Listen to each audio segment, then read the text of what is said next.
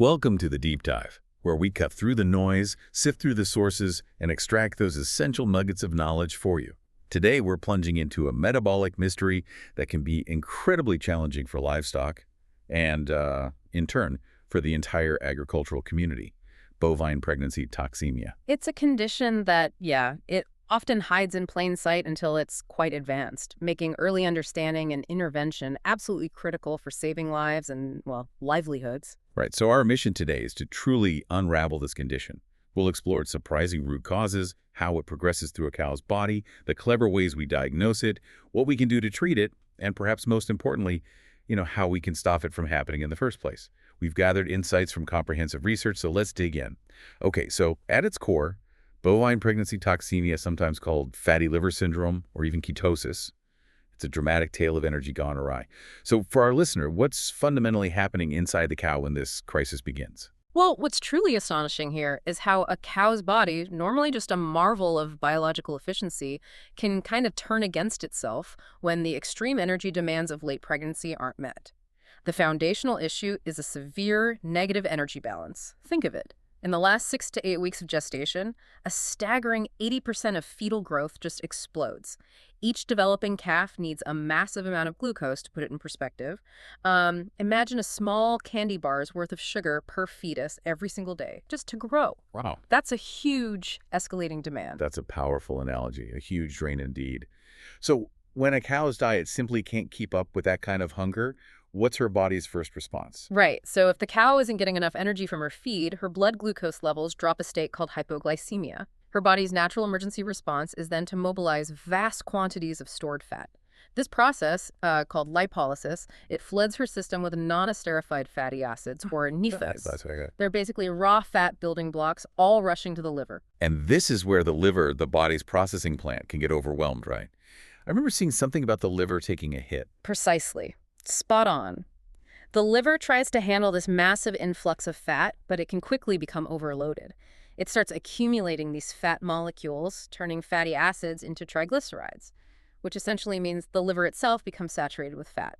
This is what we call hepatic lipidosis, or quite simply, fatty liver. Hepatic lipidosis. Yeah, and to give you a vivid image, the liver's fat content can balloon from a healthy, say, 3% to sometimes over 30% in affected animals. 30%. It's like pouring too much oil into an engine it just can't cope. Wow, that's a dramatic shift.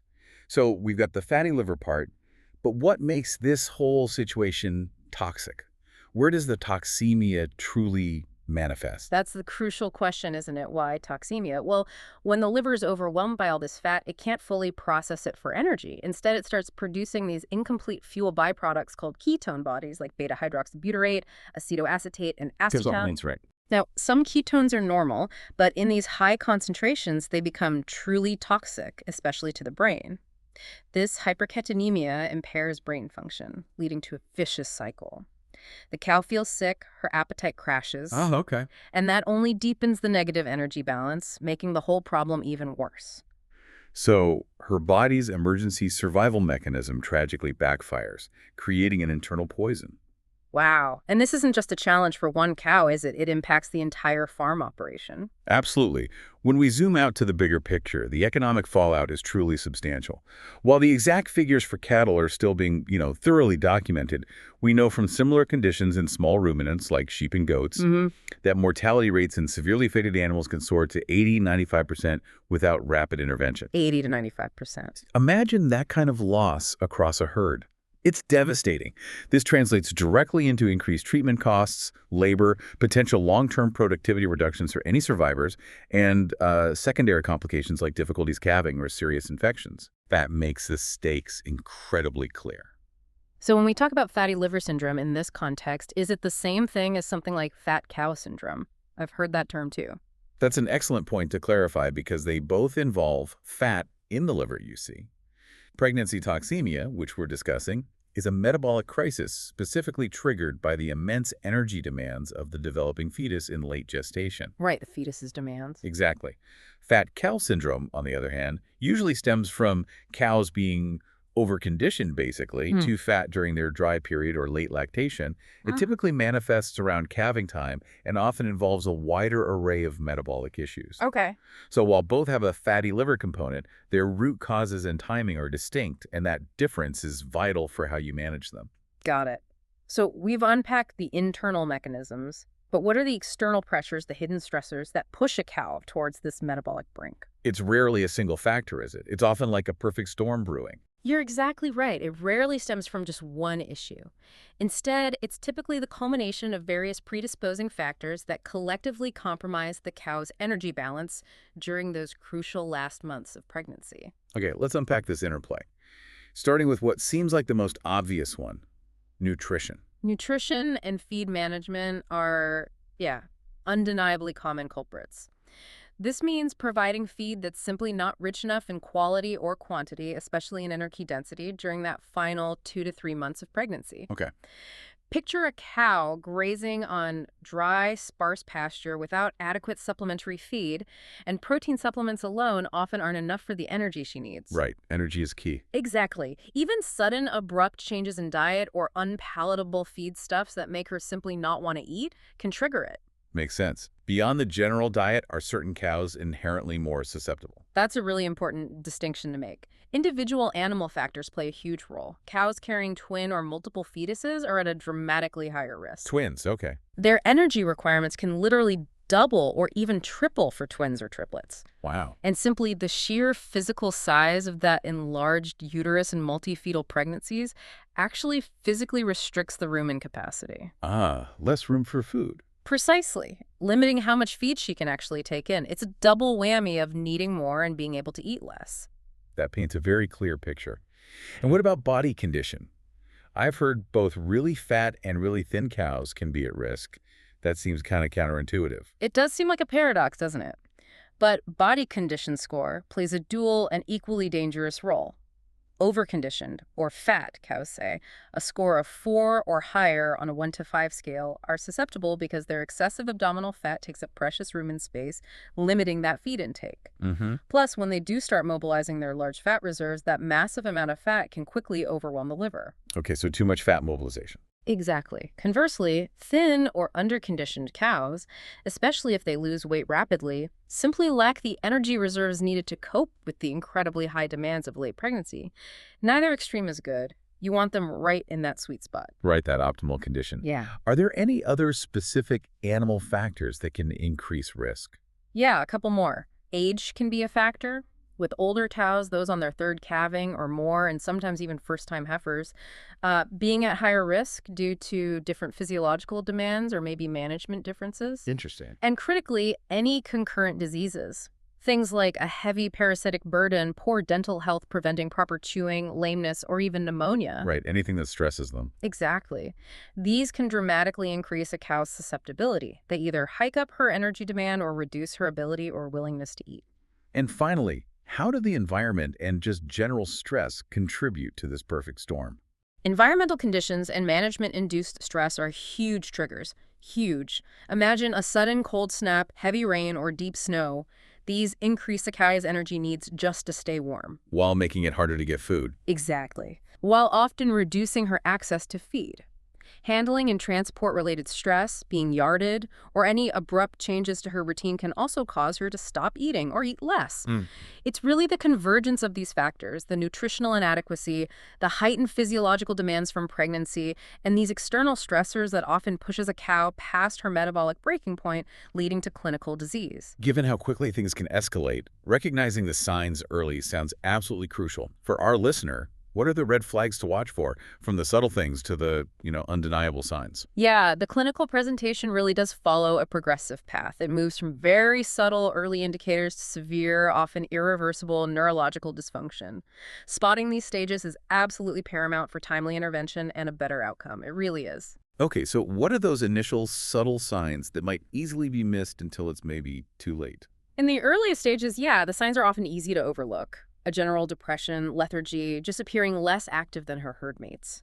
A key early warning is a noticeable reduction or even complete loss of appetite, especially for more desirable feeds like grain. They go off their grain first. Often, yes. Affected cows might isolate themselves, seem reluctant to forage normally. You might observe a stiff gait, decreased rumination, or even sparse, dry feces. It's just a general offness. Okay, offness. And then when this internal metabolic chaos truly starts affecting the brain, what visible symptoms become much more alarming? Right. As the condition progresses, the signs become much more pronounced, often involving the nervous system. You'll see increased depression, a marked reluctance to move at all. A rapid, shallow respiratory rate is common. And here's a highly indicative sign, almost unmistakable. A sweet, acetone-like odor on the cow's breath. The ketone smell. That's the direct smell of those excessive ketone bodies we talked about.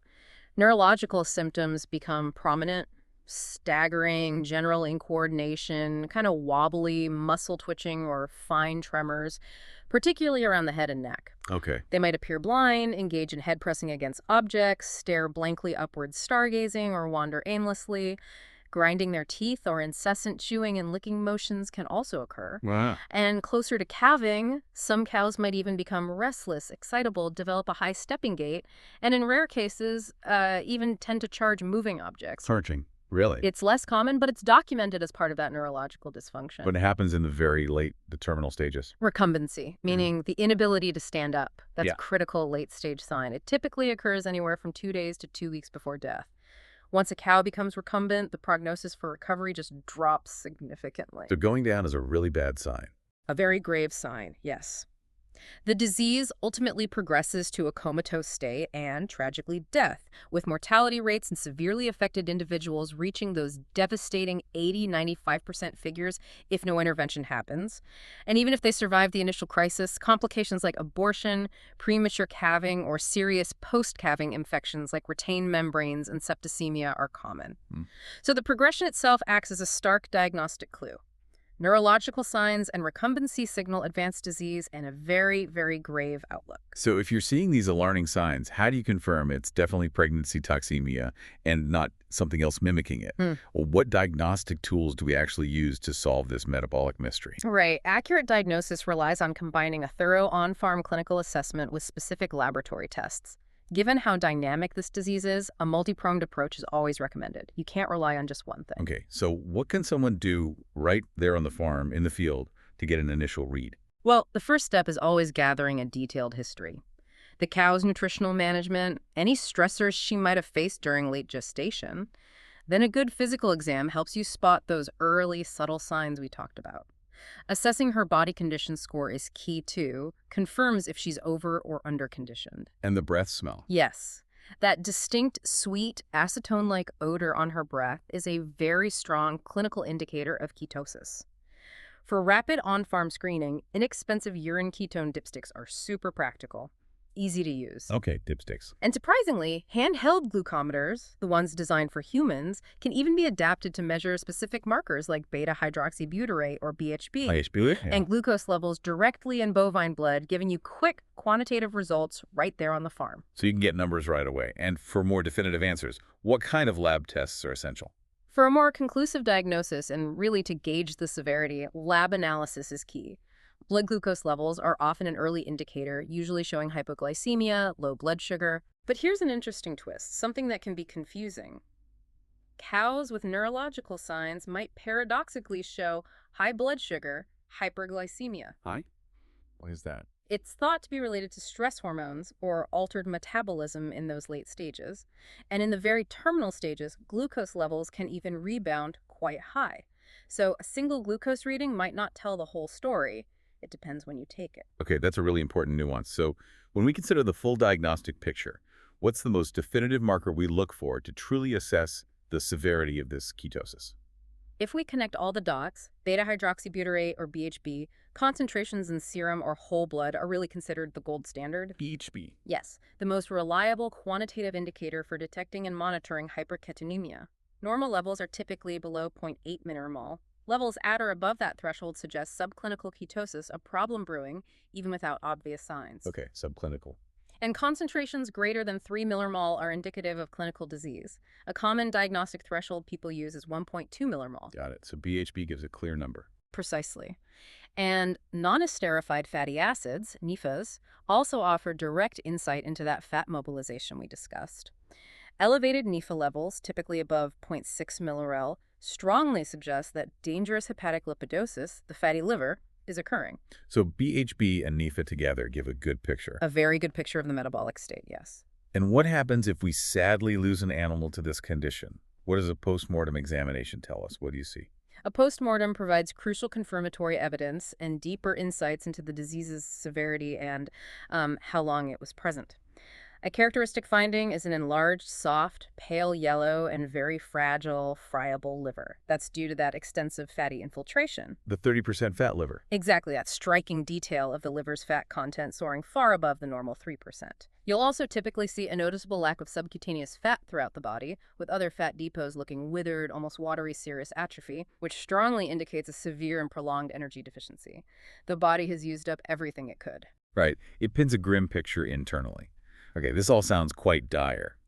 But for a cow that's still alive, what can actually be done? What's the path, or perhaps the desperate race, to recovery? Successful treatment is entirely dependent on swift identification and prompt, aggressive intervention. I can't stress that enough. The prognosis for recovery is directly tied to how early treatment begins. Right. Time is critical. Absolutely. If you intervene while the animal is still able to stand and is, somewhat eating, the chances of survival significantly improve. But delaying until neurological signs or recumbency appear, well, it often leads to very unrewarding outcomes and high mortality. So to begin, how do we get energy into a cow that's in such a profound deficit she probably doesn't want to eat? Exactly. For cows with advanced signs, immediate intravenous administration of dextrose is critical, a 50% solution usually. 5V sugar, essentially. Yeah, essentially, yes. Right. To provide a rapid glucose source, bypassing their compromised digestion, sometimes even a continuous IV drip of 5% dextrose is used, though you have to give it slowly, carefully to avoid complications. Okay. And for cows in earlier stages that are still eating a bit? For those, oral glucose precursors like propylene glycol are commonly used. Propylene glycol. Yeah, it's basically a liquid energy supplement that converts into glucose in the cow's system. You might give doses every 8-12 hours, even force-fed if they're anorectic but not yet severely ill. Molasses or corn syrup can also provide some quick energy if they'll take it. Okay, direct energy. Beyond that, what are the broader supportive measures that can make a difference? Is it just about rehydrating, or are there other critical aspects of helping the cow's system stabilize? You've hit on it. It's definitely about rehydration and correcting the internal chemistry. Fluid therapy with large volumes of electrolyte solutions is essential for correcting dehydration and also metabolic acidosis. Right, the acidic state from ketones. Exactly. The body becomes too acidic. Fluids help flush things out and restore balance. And sometimes, to kind of kickstart their digestion again, we might even use rumen transfonation. Rumen transfonation? What's that? It sounds a bit strange, but it's essentially giving them a gut bug transplant from a healthy donor cow. Mm-hmm. You transfer rumen fluid. It's like repopulating their internal ecosystem with the good bacteria they need to properly digest food again, helping stimulate appetite. Fascinating. Like a probiotic boost on steroids. Something like that, yeah. It can be very effective supportive therapy. Are there any other specific medications or interventions considered, especially in really severe cases? Yes, there are a few others. Glucocorticoids, like dexamethasone, can help induce a temporary rise in blood sugar, but they need to be used cautiously due to potential side effects like low potassium. Okay. Calcium and magnesium supplements might be given if concurrent deficiencies are suspected, which are pretty common with metabolic issues like this. Sodium bicarbonate can be used to help correct that dangerous metabolic acidosis more directly. Right. And in the most severe cases, particularly if medical treatment alone isn't enough, obstetric interventions may be considered as a last resort. To save the cow. To save the dam's life, yes, by removing the fetus or fetuses. That could mean inducing early labor with dexamethasone or even performing a cesarean section. It dramatically reduces that overwhelming energy drain. It's a tough decision, obviously, but it prioritizes the cow's survival. A very difficult call, I imagine. This deep dive has truly highlighted the severity of pregnancy toxemia and the desperate measures sometimes needed. So, what's the ultimate goal here? Yeah. It has to be prevention, right? How do we stop this devastating cycle from ever beginning? Exactly, you've nailed it. The high mortality and poor prognosis associated with advanced cases powerfully reinforce the critical importance of preventative strategies and robust early detection programs. Effective prevention and management truly require a comprehensive, multifaceted approach. You have to address the nutritional, the animal-specific, and the environmental factors throughout the entire gestation period. Okay, so what's the absolute cornerstone of that prevention? Where do you start? Strategic nutritional management. That's paramount. The primary objective is to ensure cows enter their final trimester of pregnancy in optimal body condition, not too fat, not too thin. That sweet spot again. That sweet spot. We're looking for a body condition score of around 3.0, or maybe a bit better on a 1 to 5 scale, or greater than 5 on a 1 to 9 scale, depending on the system used. And ideally, this management starts before the final trimester, building up their reserves properly without overdoing it. And what about the feed itself during those crucial final weeks? What needs to be in the trough? Providing adequate, energy-dense rations during the last 6 to 8 weeks of gestation is absolutely crucial. Cannot overstate that. Regular feed analysis, especially of your forage, is vital to truly know its quality. You can't just guess. Test, don't guess. Exactly. If pasture is poor, supplementation with high-energy feeds like grain, lupins, or molasses becomes non-negotiable. And ensuring sufficient rumen-degradable protein is also key, typically around 9–10% of their total dry matter intake to support both the cow and the fetus. Okay, nutrition is number one. Beyond just feed, what other aspects of herd management can significantly reduce the risk? Right, this brings up the broader picture of proactive herd health and management. Implementing ultrasound pregnancy checks is an incredibly valuable practice. Why ultrasound specifically? For early identification of cows carrying multiple fetuses, those twins or triplets we talked about. To find the high-risk ones early. Precisely. These multifetal dams should ideally be separated, managed as a special group so you can provide them higher nutrition and closer monitoring. Minimizing environmental and handling stress is also crucial. Avoid transporting animals during the last 6 weeks of pregnancy if possible. Minimize sudden changes to their feed, their herd mates, their housing. Keep things consistent. Routine is key. Very much so. Providing adequate shelter from adverse weather conditions also helps reduce unnecessary energy expenditures just trying to stay warm or cool. And importantly, a comprehensive herd health program that addresses concurrent diseases, lameness, dental issues, parasites is integral, as these can severely compromise a cow's feed intake or increase her needs. So it's really a whole farm approach. Yeah. To summarize for daily practice, what's the key takeaway for, say, a farm manager listening right now? It really boils down to proactive surveillance and early detection. Vigilance. Regularly checking for those subtle early clinical signs we mentioned, the lethargy. The reduced appetite allows for timely recognition. Don't wait for them to go down. Catch it early. Catch it early. And readily utilizing those accessible on-farm diagnostic tools like the urine ketone dipsticks or the handheld blood ketoglucose meters. That empowers you to detect subclinical ketosis before it progresses to overt clinical disease. That's when you have the best chance to intervene successfully and prevent disaster. This deep dive into bovine pregnancy toxemia has certainly revealed a really complex metabolic disorder rooted in that profound energy deficit, with the potentially devastating consequences if not addressed swiftly. It's truly a delicate interplay of nutritional shortcomings, the intense demands of pregnancy, and those environmental stressors. Indeed, it is complex, and we've seen how its clinical presentation progresses from those subtle signs to severe neurological dysfunction, underscoring why early recognition and a comprehensive, multifaceted approach to management and prevention are absolutely critical. It really is about anticipating, not just reacting. Knowing what we now know about the crucial balance of energy demands and the dramatic impact of even subtle changes in a cow's internal system, here's a final thought for you, our listener, to mull over. What other hidden metabolic challenges might animals face, perhaps in farming or even beyond, that we, with a deeper dive, could potentially help unravel and prevent simply by understanding their intricate biology better?